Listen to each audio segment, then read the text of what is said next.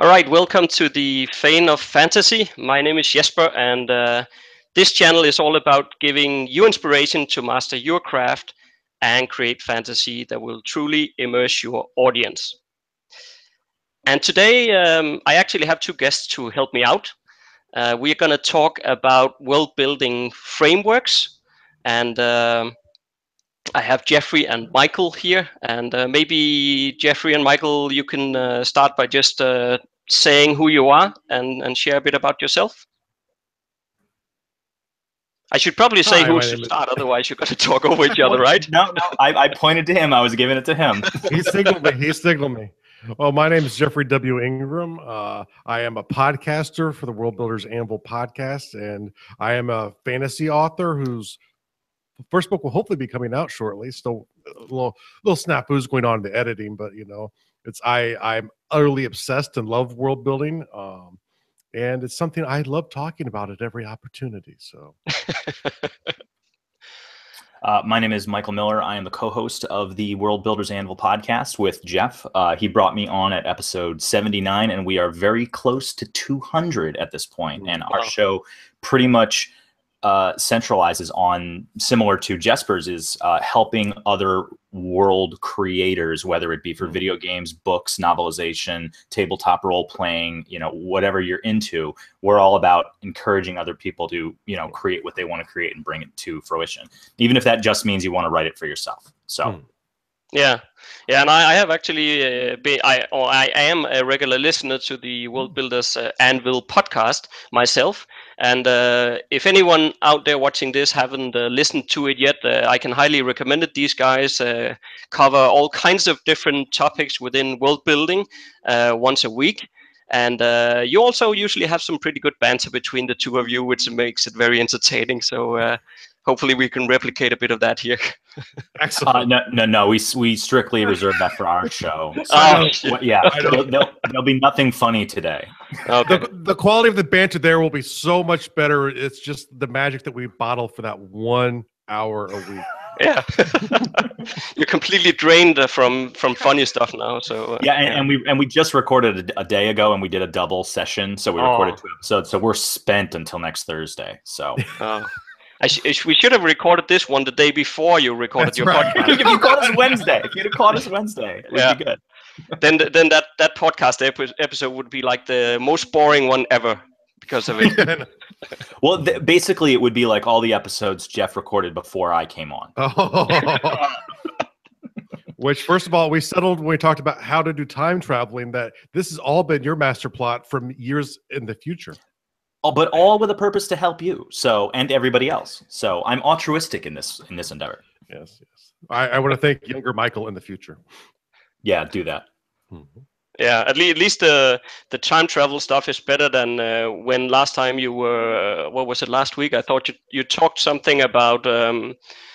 What was it? Not agreeing to anything. So that was pretty interesting. So you couldn't basically agree on anything. That was the polarizing topics. Topics, yeah. That's right. We had another episode that was like a contradictory episode where the entire episode we were just arguing with each other. I don't remember what it was though. Like everything you said, I contradicted. Everything I said, you contradicted. and we kind of repeated that. It was fun to do it. Yes. Yeah. Okay, so we wanted to talk a bit about world building frameworks, and I don't know, Jeffrey, if you could maybe kick us off a bit, and maybe we should start by just kind of explaining what do we mean, what is world building frameworks? Yeah, no problem. Essentially, this is something a terminology I use coming from an IT background. You typically use frameworks to get things into production quicker because it sort of has nearly what you need in several areas, and you can kind of pull things together. And we did episode 168 on this, where I kind of went into it in a lot of detail, because one of the big struggles I find with a lot of people who are like me, who love world building, but they want to do more, they want to share stories, is they get obsessed with creating a world as an actual world. And if you think of Earth as like, by estimates, like 13 billion years old, I believe, or maybe 18 billion years old. There are hundreds of cultures, that have existed over time, at least.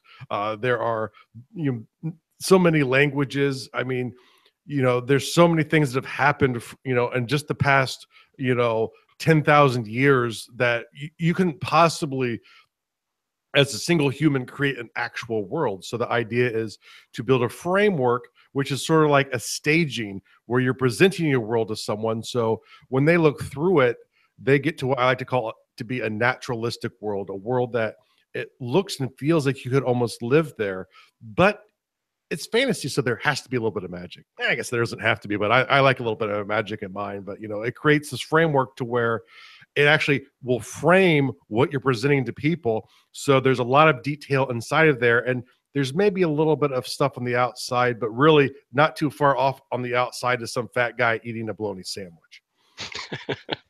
Yeah, I've always liked this idea, and I come from a film background. So if this analogy helps a little bit, what I always tell people is if you're looking at a television show or a movie, even as you're looking at this screen, you have a frame. What you see in the frame is what you're sharing with your reader, your audience. There's a lot going on. You've got fantastical creatures and magic, or space monsters and robots and, all kinds of things. But just when you get to the outside of the frame, there's a whole lot of probably nothing, or scaffolding and things holding it together to make it look amazing. They don't need to see all that. There's a whole lot, and as a world builder, there might be a truckload more outside the frame that you have built, but you don't have to share that with everybody yet. Like we find that Jeff, do you want to talk about the different world builder types so that I can use the architect description? Well, why don't you do that, since you just started it? So we come from the school that there are 3 different types of world builders. We call them the architect, the gardener, and the gunslinger. The architect is someone who just builds and builds and builds. They try to make a fictional world that is so fleshed out that it could be a real world, and that's great, but they spend so much time in the creation process of that world that they don't actually get to write a story or create a game or do with it what they intended to do in the first place. If somebody's hobby is just world building, fine. Like we don't want to, if that's what you want to do with your time, we don't want to take that away from you. But if your goal is to put out a product or a novel, then at some point you have to stop building and start writing. So the person that gets stuck in that's the architect. And I guess that's almost like Tolkien or something, isn't it? I mean, of course, he did produce a lot of the rings, but my God, he spent a lot of time building it. We sometimes use him as an example of an architect, but he's also a successful architect. He actually put product out. Yeah. Then we have the gardener. The gardener is somebody that builds, but also does some stuff on the fly. It's kind of actually, I'll do the gunslinger next and then explain the gardener because it makes more sense. The gunslinger pretty much does everything on the fly. You pretty much make it up as you go. You just, you don't have a fully fleshed out world. You have, like if you're doing the framework, you have certain things that you're going to explain. And if the story goes this way, maybe you have part of that. But as you get to parts in the story where you discover you haven't made something yet, you haven't created a city or a culture or a religion, whatever. If you haven't created that yet, then you make it, then you take a minute, you make it, and then you keep going with the story. And the gardener is kind of in between. So the gardener does a bit of building ahead of time, does a little bit of gunslinging at the same time. And we find that we like the gardener archetype the best, just because it means you're definitely going to have something that's built well, but you're also going to have enough time to create the story. You're not going to get stuck doing too much building, and you're not going to sloppy because you're doing it all on the fly. So yeah, that makes a lot of sense. And I actually was going somewhere else with this. I got into the archetypes to explain something else. And I forgot my point of it wonderfully. But I forgot the point of this point. So I'll send it back at Jeff. Oh, I know. We were talking about the frame. No, the frame analogy. I'm still not sure what I wanted to say about it though. I'm sure it was really important though. It probably was. Well, I'll remember it in like 3 minutes. Well, I think kind of probably where you're going is the idea is if you're a gardener archetype, which is kind of what we're really trying to encourage people to do, is you get rid of some of the problems of being a gunslinger, which are high risk for continuity errors. And then we're getting rid of some of the other problems where you're like Token and you have such a great developed world that you just get a couple books out and then you die. And that's a successful version where, it's like you know, a lot of people don't necessarily even ever get to that point where they start to share because they keep making and they keep making. So the idea is, as a gardener, what we're trying to do when we try and get you to build a framework is, the idea is, know where your story is so you can architect the important elements that people are going to see in that frame. So they can see this here, they can see this here, because they're here. And there's stuff you can talk about that are around the edge of the frame, but it allows you to start telling the story.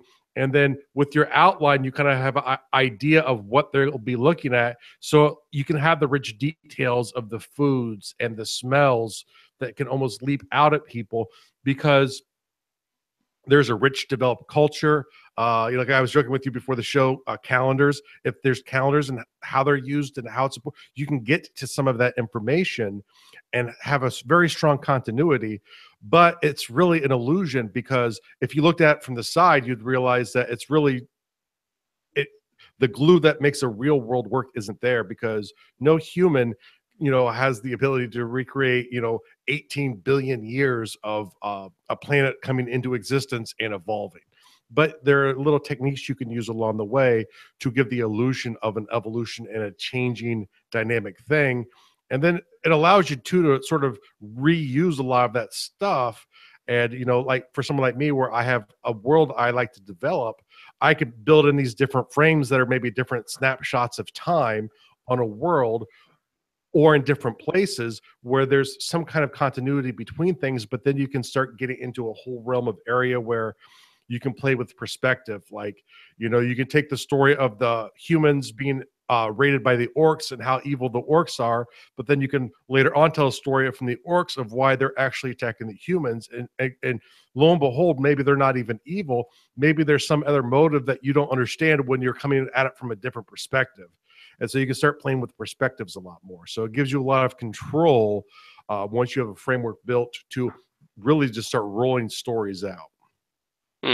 Yeah, and I also think that, you know, the importance of making people believe that there is something else just beyond your horizon is really important. But you can't really do that if you're, I guess, too much in your analogy there as a gunslinger, because if you don't even know yourself, it's a bit harder to hint at it.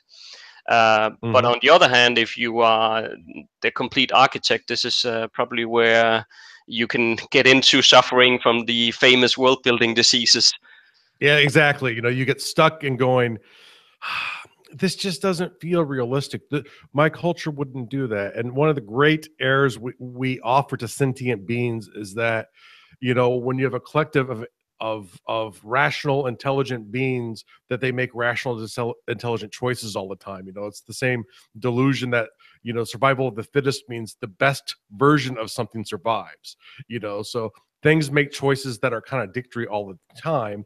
And it's those kind of errors in logic that make it seem more real, because just look at Earth and look at all of the silly mistakes that every country and every, you know, species or every human civilization on Earth has made, sometimes the same one over and over again. And you're like, come on, people, can we stop doing these silly things? But we can't, because sometimes what seems logical from where you're looking at it from is a strain of logic that if you look at it from any other angle doesn't make sense. But, you know, even in the most, you know, rigid languages in the world, there are actually errors in the way the language works. There's no pure logic anywhere. You know, beings make mistakes, and it's those mistakes too that are what make great stories, right? You know, it's the king who makes the mistake of thinking something's good that's wrong, that leads a country down a bad path and maybe to ruination, and that would make a pretty good story.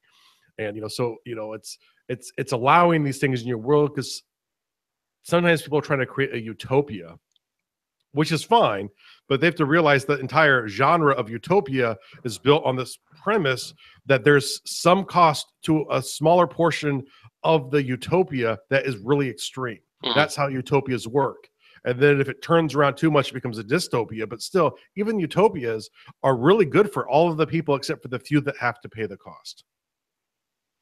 Yeah. I want to step back for a quick second, where we were talking about the architect, and overbuilding is really just something that gets us into. I don't want to spend too much time because I don't know how much time we're going to go today. Oh, we could. But Okay. We did an episode not too long ago that talked about just some of the hangups you'll get as a writer and as a world builder.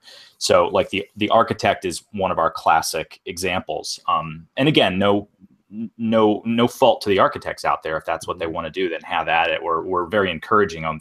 There's no wrong to how you want to do it. But if your goal, like Jeff's and to a small degree mine, if your goal is to put out a writing project, then you need to put down the World Builder tools at some point and pick up a pen or grab your keyboard.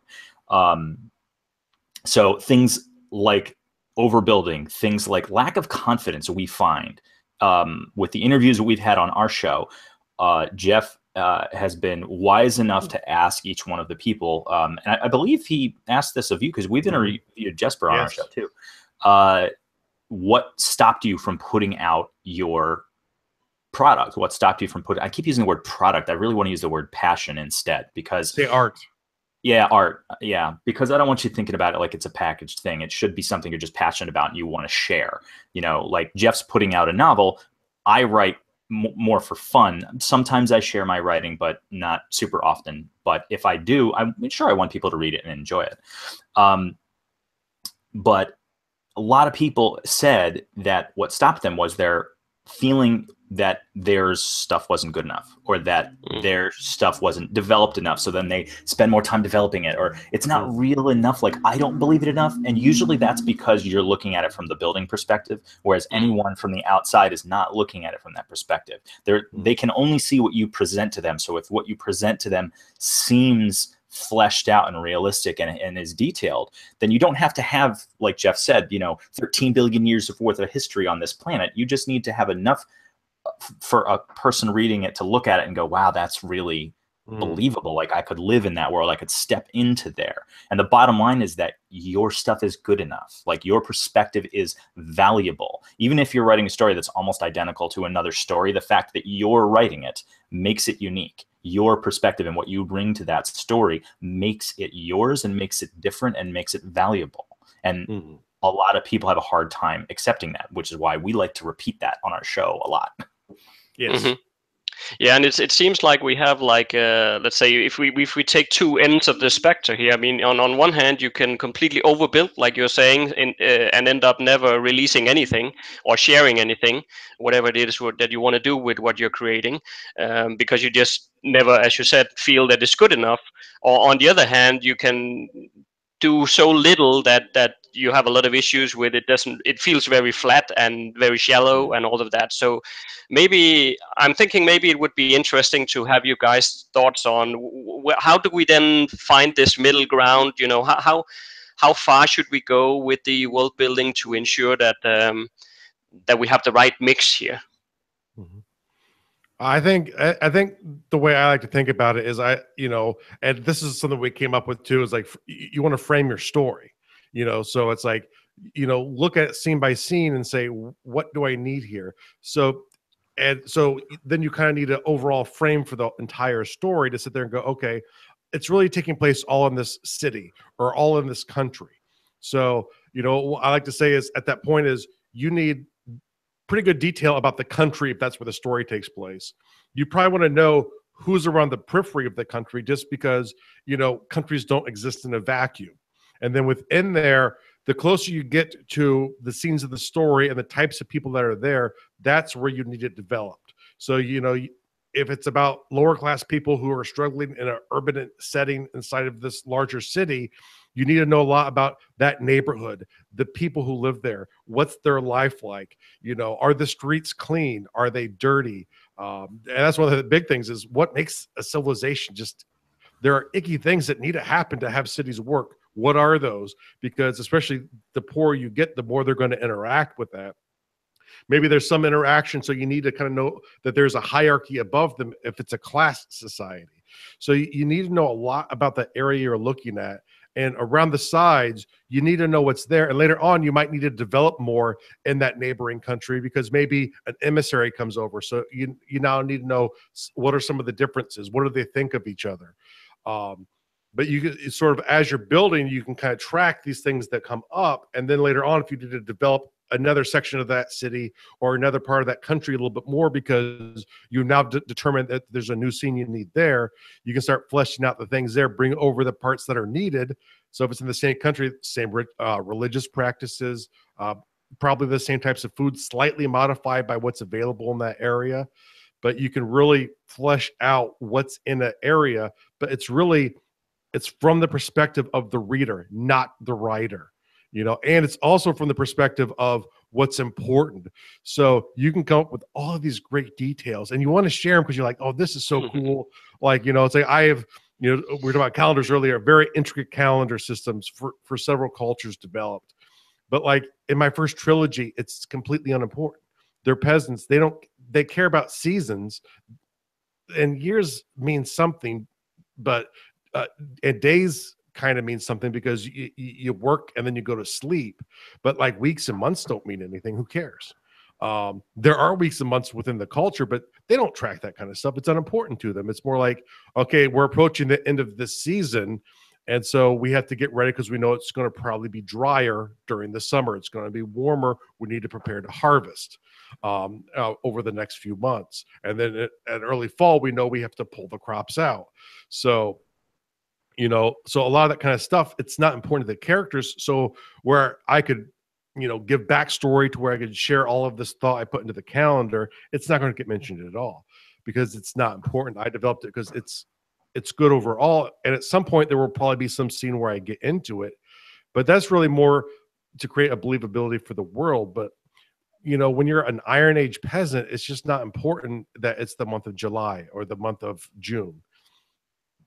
Just that it's hot out. Yeah. This actually makes me think of building backwards and writing backwards. So, but I'm going to go backwards and forwards at the same time. So I'm going to try to make it easy and confuse you at the same time. That's what we do. Yeah. One of the things that Jeff and I both like is the idea of a mission statement, or basically like this is the point of the tale, the story, the adventure, or the book. So you have a basic statement. It could be literally a one-sentence statement like, I really want people to read this story, and out of this story, I want them to get that they should be good people in the world. And that idea is then trickled throughout the story. So that's what you want to put in it. But then the backwards idea is, well, what do I want to happen in the story? So you start at the conclusion and work your way backwards. Like, that you want the hero to triumph over a great evil. So, okay, you need a hero, you need a great evil. If he's going to triumph over it, you need a big conflict, and maybe the bad guy has a bunch of minions and the good guy rallies an army. So, okay, now he needs to rally people. You need an army. If he's going to do that, you need big territories of land. Now we have, we're slowly building and building backwards. So you don't have to start with like, oh, I have this character and I want to tell a tale with him, because a lot of people will get stuck there. Like they don't have something to say. What you want to say is that mission statement. What you want, how you want the grand tale, start backwards, and then of course, if you have a cool character that you want to include, you'll find a place to put them, as opposed to starting with, I have a land, I have a kingdom that I created, but I have no idea what I want to tell my reader. And we find a lot of our world builders in like our community, we run into that problem a lot, where people will be like, I have this really great science fiction world that I built, but I don't know what story I want to write. So we love the backwards story building idea, like playing with that. It's really easy to string together a whole bunch of things just by starting with one conclusion, and then you start creating the conflict. And okay, if I have that, then I need this. If I have that, then I need this. And then you give yourself a whole bunch of world building homework, because inevitably you'll come up with stuff you haven't created yet, unless you're an architect. Yeah, and at least this also ensures that the stuff that you build is something that you need, because I think the flip side of all of the world building is also that once you've built it, you want to use it. So sometimes you end up with people like shoehorning it into the story because it has to be there because I built it and I think it's cool. But as you said, Jeffrey, if the calendar has absolutely no point to the characters or the situation of the story, then it kind of just gets a bit in the way. And even though we ourselves think that it's really cool, the audience probably just wonders what is this calendar stuff doing here in the middle of a dragon fight or whatever. They could even sit there and go, hey, you know what? This is really cool. And they might even be interested to learn about it, but it could slow down and hurt your story if you try and shoehorn stuff in there. If you try and go back and share like the 8,000 years of history you've developed for a culture, and you try and wrap that up in 3 or 4 chapters at the beginning of your book. I think especially with today's readers, you kind of need to hit your plot early on or hit something to keep pulling through the story because attention spans are shrinking. So, all of that backstory at the beginning of the novels, I think, is more and more people who write that way are going to be in trouble because you need to get to what's important to the characters. And if you really want to share something, you could use like techniques, so it's like, I need a fish out of water character so I can actually get into some of these struggles, and so you could do stuff like that to try and bring out certain elements, but it has to feel and it has to feed the narrative of the story. Otherwise, you don't do it. But I'm a big fan, and one of the things I'm working on for my first novel is actually a codex that will be released to kind of go over some of the more geeky world details, because I think some people do really like that. But you got to think of it, I think, more in novels now as kind of like in movies have done for years, which is these are sort of the behind the scenes stuff. We can share that out, and I think people might find it interesting.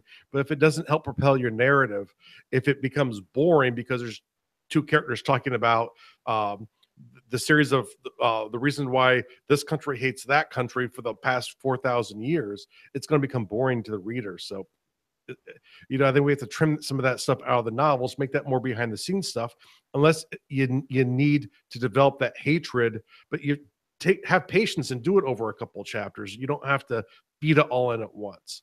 Let people feel that there's tension between 2 cultures. Don't just tell them. Yeah, which is also where, let's say, the wider audience don't want to know all these details, but I mean, of course, the smaller part of the audience who also likes to read the Silmarillion, they will like that stuff. Exactly. Other world builders, and stuff like that. I'm completely intrigued with that kind of stuff.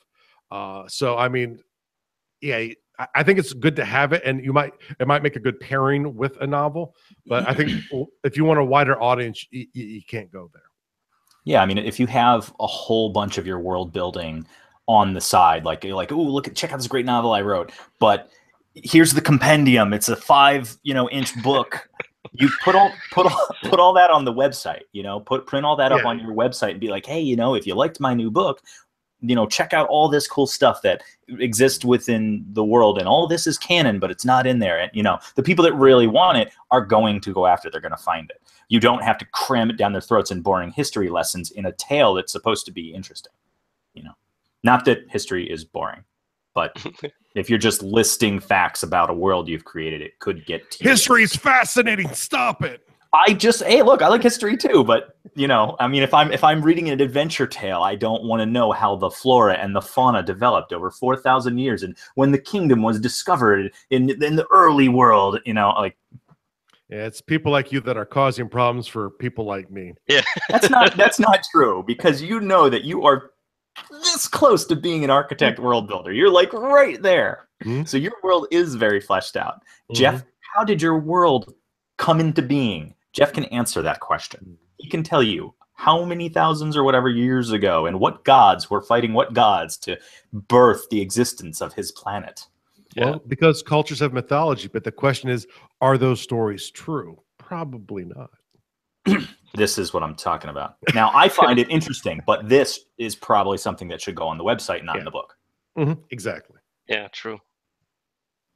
Yeah, I think it's important in terms of this whole framework conversation that once you know what parts of the world is important to the story, then pick maybe 3 or 5 elements or something and flesh that out in detail so you really understand it, which will give that feeling of it's being real and all of that. And then if you then need number 6 and 7 and 8 later on, then you can always develop that. But I think that's a good starting point where you don't end up overdoing stuff.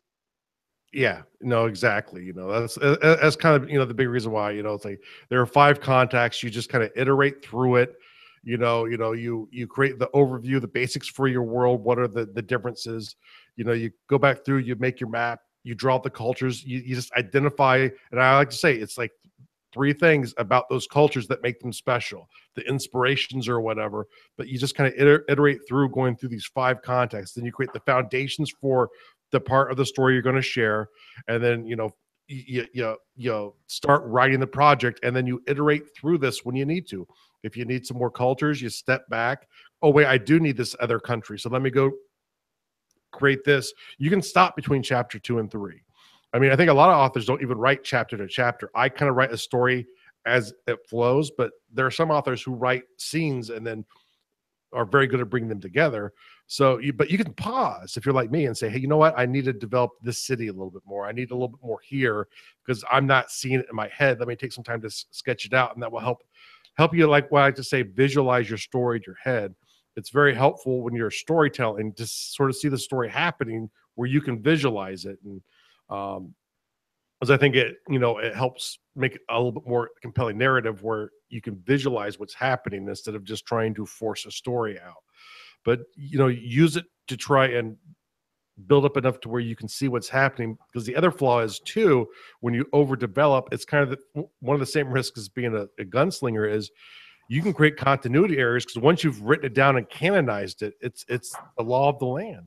And so if later on you forget about that 4 or 5 stories later, there will be a person, if more than one person actually interacts with your fiction, who's going to go, whoa, but before you said this, Yeah. and you're not explaining why.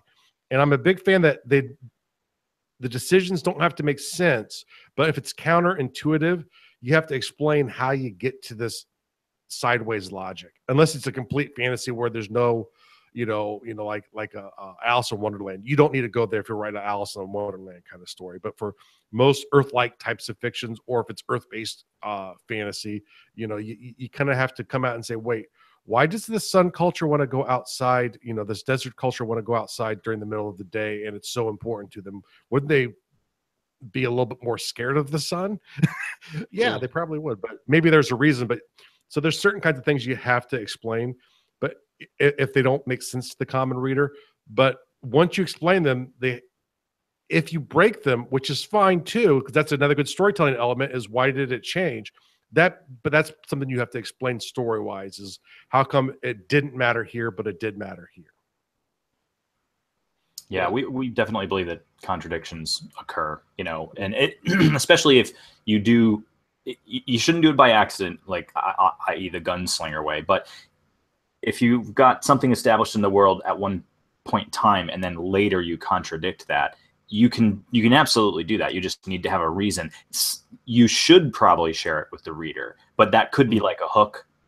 Like the reason it's contradictory is because there's a hook, and for a little while they're going to be left on, like wondering, like, why is this different? Why did you say this thing can't happen and here it happens?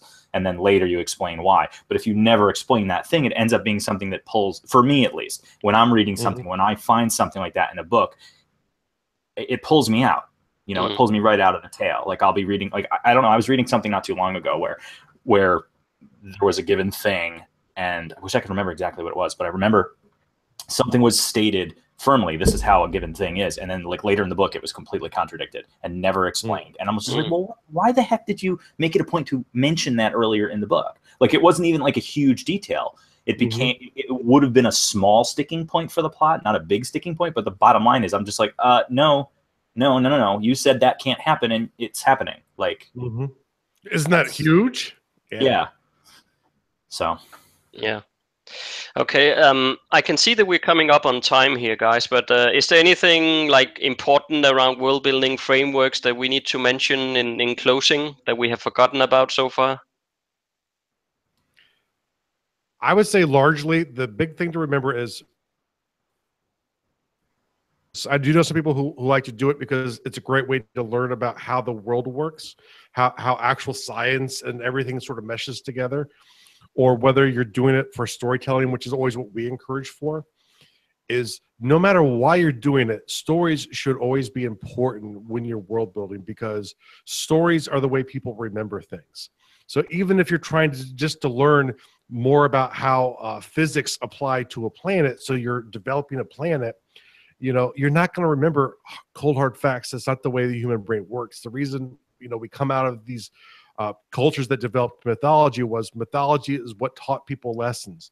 So still create stories, even if they're just for yourself, to help you remember why things are happening in your world the way they do.